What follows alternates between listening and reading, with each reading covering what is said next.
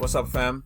So I've been getting a lot of questions with regards to my perspectives on my approach to bussing and routing and how do I go about doing that within my sessions. So for those of you that don't know, because I just have to assume that somebody don't know, a bus is a point in a signal flow where multiple channels are routed to so that you can achieve control. So control could come in the form of dynamic control, effect processing control, and overall just a better cohesive sound, right? So I do a lot of routing and bussing, and I'll show you in my session in a second. I'm going to open up, well, I have opened up here session for a song that I produced for one of my favorite artists. Her name is Erin Stevenson, one of my musical sisters. The name of the song is Juicy, and it's on her album entitled Naked. It's out everywhere, so check it out. The name of the song is Juicy. The album is Naked. I produced a few songs on that album, and it's a really dope body of work. So definitely cop it. Go ahead and open up the mix window here and give you guys a quick behind the scenes backdoor view of my session here. So anything you see in yellow or green, that's a bus. And you see a lot of yellows and a lot of greens. So that should tell you how much I love bussing and how much bussing I do. Okay? So for bussing, think of bussing as a pyramid, right? And if you take a top-down approach to bussing, that's the way I normally go about it, and that's my workflow. So think about it as like the top of the pyramid is the master, right? Or the 2-track or the 2-bus. People call it different things. That's that thing that prints the tape.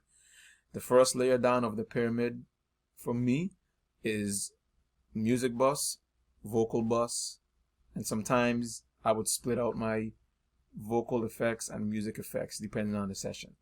So that's the last 2 things or the last 4 things or 3 things. I don't really max out no more than 5 tracks that go directly to that master fader. So then even if you want to break it down another layer within the music bus, you have instrument bus, drum bus, right? And then in the vocal bus, you could have lead vocal bus, you could have background vocal bus, you could have auxiliary background vocal bus, and then in the effects bus you could do the same thing, right? Underneath drum bus you can have kick bus, snare bus, and then you could just build it all the way down. But the main objective is just for control. You group all these channels together, then you start to have a lot more of a cohesive sound, especially when you start to put effects on various buses. You hear the sound really tighten up a little bit. Then you can tighten up on your compression, which gives you a lot more dynamic range and more headroom, right? So that's my approach, and that's kind of like the typical approach all around. But I don't think it's ever been explained that way. I kind of think about it that way because I'm visual as well, so I kind of see stuff happening that way. So really quick, I'm gonna hit play on this and then solo a few buses so you could get a better idea in terms of how stuff plays. So I play from the top, and you'll see music bus ripping now. And right now, that's just my drum bus. That's just my instrument bus. See what I'm saying? And then Erin is gonna drop in right there. So this would be her vocal bus. That's just vocals. And on the vocals, I have a few channels of, not a few channels, sorry, a few virtual, a few effects happening here. I'm looking at the rest of the session and I'm seeing things and I'm saying it without it being actually right. But a few different effects on my vocal bus. So if I want to break up my vocal bus more, I have like a lead vocal bus, swag bus. I label my stuff based on the sonic sound of the track. So if she's giving me like a lot of swaggy type vibes, I'll call it a swag bus, right? So I mean, that's just my way of doing it. Lead backgrounds, verse backgrounds, those ultimately end up on my vocal bus, which is right here. And then going across to the music bus, I could break that down, drums and instruments, and then within drums I have a kick bus, just kick. I have a snare bus, right? And that's really the concept behind it. Just control, the ability to ride faders. Another reason and another thing that bussing is good for, let's stop here so I could explain it to you guys. Another thing that bussing is good for is if you do a lot of stem prints for like musical directors that want to grab tracks for live shows.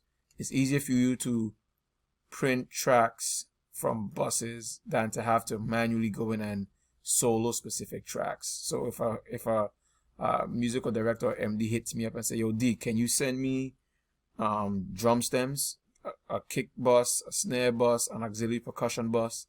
I could go ahead and say yeah, because I would just go in, solo this, export that or bounce that out, solo this, export that, bounce it out, right?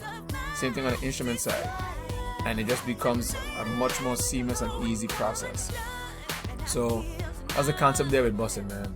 That's the concept there with bussing. Very simple top-down approach, and if you guys really start to apply your method like this, you'll gain a lot more control in your mixes. Very simple concept. Everyone does it. Everyone that does post-production mixing, everyone that understands music production, bussing is kind of like a way of life, right? So that's it. Yeah, that's the perspective. So I want to hear you guys' perspectives on it. So go ahead and leave a question or comment in the comment section, and we'll start the dialogue. And then be sure to smash the subscribe button, smash the notification bell, so that you guys are informed when I have new content dropping. Alright? Bussing.